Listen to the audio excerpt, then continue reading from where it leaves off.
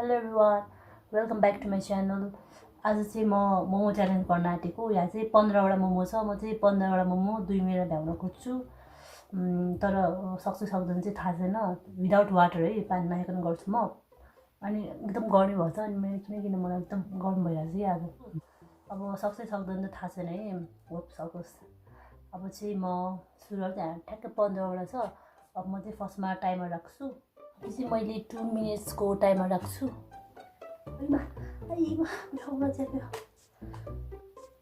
Start भयो है।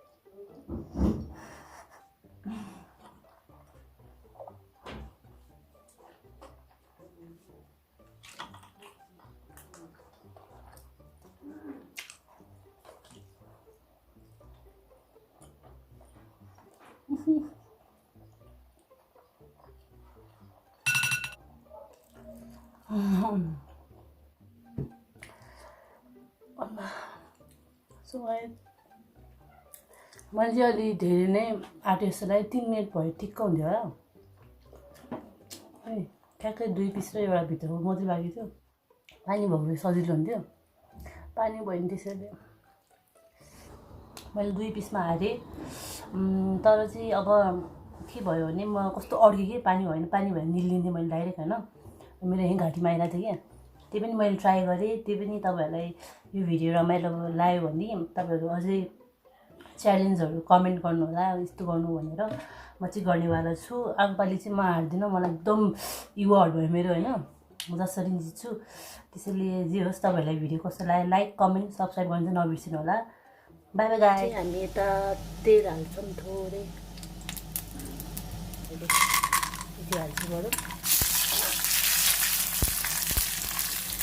Capsicum पनि हाल्छु।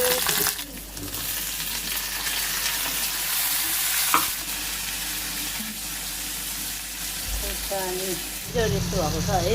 मैले थोरै पानी थप 2-3 मिनट पकाउँ। यस्तो भएको छ होइन। टेस्ट गरेर एकदम मिठो हुन्छ अचार।